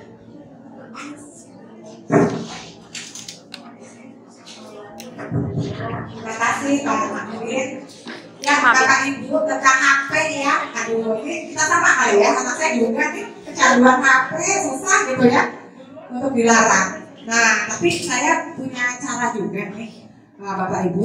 Tadinya tuh betul-betul memang dari bangun tidur, bukan bangun tidur, dari pulang sekolah sampai dia tidur lagi itu nggak mau lepas dari HP. ya. Jadi pernah waktu itu alhamdulillah HP-nya rusak. Itu marah-marah sekali karena itu udah kecanduan ya Bapak Ibu ya. Marah-marah sekali bahwa itu harus dibenerin. Jadi begitu saya pulang nggak bawa HP baru itu dia pasti ngelemparin saya dan marah sekali pokoknya. Nah tapi waktu itu saya konsisten, saya bilang Bunda nabung dulu ya, Bunda nabung dulu bulan depan. Jadi memang selalu marah-marah Pak, tapi saya biarin aja gitu. Saya tetap dengan bulan depan sama, selalu dia marah-marah bulan depan. Saya selalu bilang begitu ya. Nah akhirnya adalah gitu ya HP yang baru, tapi saya di awal janji dulu sama dia hanya boleh sampai baterainya habis 1 kali dan saya nggak charge 100% Pak, nggak charge 100%, jadi saya paling charge cuma 40%, habis itu habis gitu ya, dan itu charger saya simpen, itu hanya Bunda gitu ya boleh nge-charge gitu, karena pernah dia nge-charge sendiri Bapak dan Ibu ya, dalam waktu seminggu sudah rusak chargernya karena dia masukin kan di pasar nggak kontrol gitu ya, aduh masa tiap minggu beli charger gitu kan. Nah jadi itu caranya gitu ya. Tadinya dia marah-marah juga, tapi terus saya konsekuen begitu dia marah-marah saya simpen HP-nya, besoknya baru saya kasih lagi. Nah akhirnya dia belajar untuk mengontrol diri. Tapi itu sangat gak gampang Pak ya. Jadi itu betul-betul ya saya sampai ketonjok gitu ya. Terus dia lempar ada piring yang pecah juga. Tapi saya tetap konsisten bahwa nggak boleh. Dan alhamdulillah sekarang dengan baterai 40% itu setiap hari dia bisa. Itu sudah 3 tahun inilah itu. Ya, tadinya sebelum itu dia sudah kecanduan. Nah, tapi prosesnya itu memang berat banget ya. Jadi, aduh, udah nggak tahu ya berapa tuh piring saya pecah dilemparin ya. Terus marah-marah, gitu. Tapi saya konsisten. Nah, apa yang dia lakukan, gitu ya? Apa yang dia lakukan setelah HP-nya itu habis kan? Ya, nggak bisa dipakai lagi.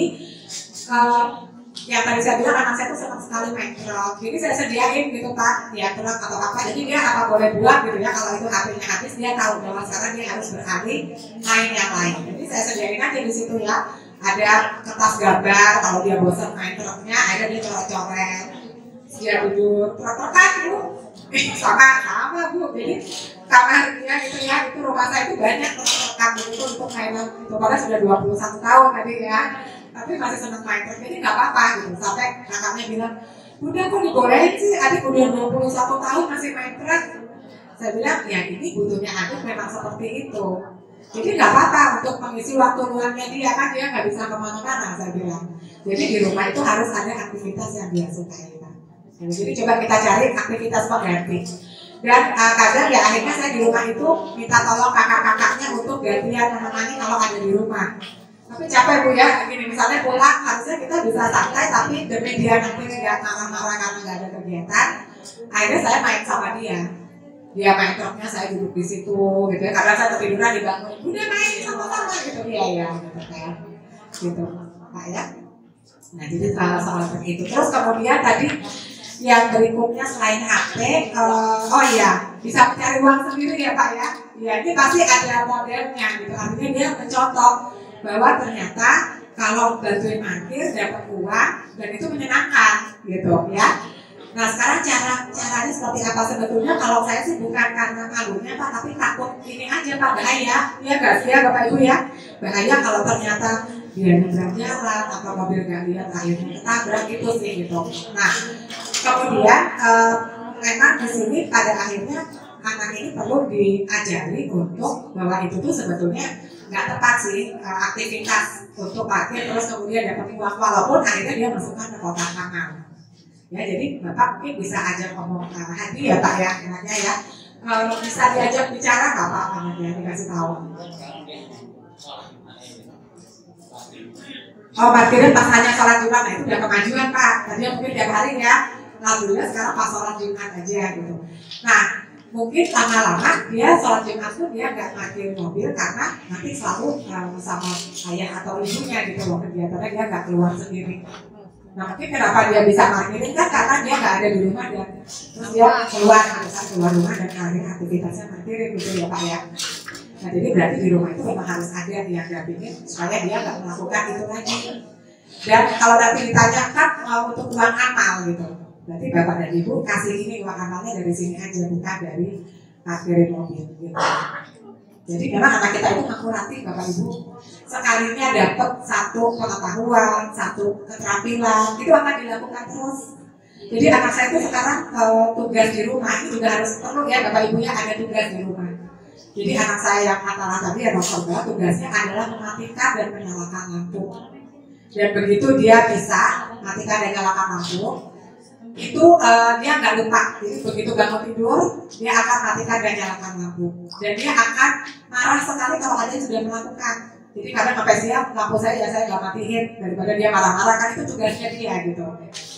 Kadang saya pulang sekeluarga telat gitu ya, rumah saya tetap gelap karena yang ada di rumah itu nggak berani menyalakan lampu. Nanti dia marah-marah, kan tugas saya gitu ya, mematikan dan menyalakan lampu. Jadi sekali sudah dapat satu keterampilan, dia akan bertahan terus. Nah kita mampu nanti soalnya, ya. Jadi kita latih yang baik-baik, dan itu kalau sudah jadi kebiasaan dia akan ikut terus gitu Pak. Ya. Kemandirian tadi untuk yang bisa parkir mobil itu ya. Sebetulnya kalau dilihat dari dia punya ide untuk parkir mobil sih bagus Pak. Cuma tadi kan takutnya bahaya. Dan sebetulnya untuk nanti dia bisa mencari uang, kalau bisa kan memang dari keterampilan tertentu yang dia dapat mungkin di sekolah, di rumah. Nah jadi kalau bisa, kalau saya sih mungkin sebaiknya itu dialihkan ke kegiatan lain Pak. Gitu. Iya, karena dia masih belum mau ya Bapak Ibu ya. Iya mungkin butuh waktu ya Bapak Ibu ya. Kadang-kadang kita masih memang belum dapat di sekolah itu anak itu minatnya apa sih, bisanya apa sih. Ini mungkin kerjasama nanti sama pihak sekolah. Jadi kalau anak itu nanti sudah, nah mungkin SMP ya, biasanya gitu ya Ibu ya, SMP akan mulai diarahkan ke vokasionalnya apa gitu ya. Ini kan baru SD kelas 5 ya Kak ya. Jadi memang masih mencari-cari nih pasti di guru-guru juga apa sih minatnya adik, nanti apa yang bisa dikembangkan. Nah ketika SMP mungkin sudah semakin matang, semakin dapat gitu. Jadi Bapak mau memberi arahan tadi ya, itu sebaiknya jangan seperti itu, bahaya gitu ya. Kamu kalau mau mencari uang nanti dengan cara apa gitu, Bapak yang arahkan terus. Kayak itu ya Pak ya. Iya teman-teman.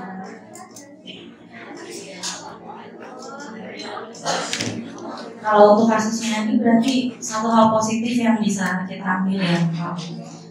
Berarti hari ini sudah semakin mandiri.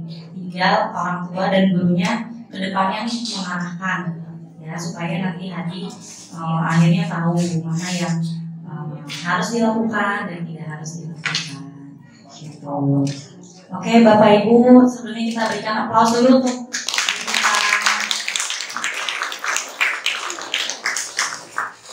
terima kasih Bapak Ibu atas atensinya. Saya melihat Bapak Ibu sangat semangat sekali mengikuti kegiatan ini ya, bisa dilihat dari kehadiran Bapak Ibu, kemudian dari pertanyaan-pertanyaan Bapak Ibu juga bisa disimpulkan dari materi yang sudah kita simak dan dari pertanyaan Bapak Ibu ya, bahwa menjadi orang tua anak berkebutuhan khusus itu adalah suatu anugerah sebetulnya ya, karena Bapak Ibu adalah orang-orang pilihan. Saya walaupun guru anak-anak berkebutuhan khusus, tetapi saya mengapresiasi, saya salut gitu, saya hormat dengan Bapak Ibu. Karena apa? Karena Bapak Ibu ini kan yang lebih banyak waktunya membersamai mereka dibandingkan dengan guru-guru. Otomatis Bapak dan Ibu ini mempunyai kesabaran yang sangat luar biasa gitu teman-teman. Kemudian untuk mencapai tahap acceptance pasti dibutuhkan beberapa tahapan tadi seperti denial, bargaining, anger, dan depression yang akhirnya Bapak Ibu bisa menerima dengan kondisi semua ini, bisa menerima diri, menerima kondisi. Kemudian untuk mencapai ketangguhan keluarga, Bapak Ibu harus mencapai ketangguhan diri, menjadi pribadi yang tangguh sebelum akhirnya Bapak Ibu membentuk suatu keluarga yang tangguh, salah satunya tadi melalui pola komunikasi dalam keluarga. Pesan saya, tetap semangat Bapak Ibu, selalu isi tangki cinta Bapak Ibu, karena ada tangki cinta di dalam keluarga yang juga harus Bapak Ibu isi setiap harinya. Sebelum saya tutup, saya ingin berterima kasih pada Ibu ini atas kesediaannya untuk mengisi seminar sehari pada hari ini. Dan satu lagi Bapak Ibu, kita apresiasi diri kita, yuk kita ketuk bahunya, jangan lupa bilang terima kasih tubuhku, terima kasih diriku sudah kuat, sudah berjuang sejauh ini. Aku hebat, aku bisa, aku sehat, aku bahagia, dan aku tangguh. Sekali lagi, aku tangguh. Oke, baiklah saya tutup. Terima kasih. Wassalamualaikum warahmatullahi wabarakatuh.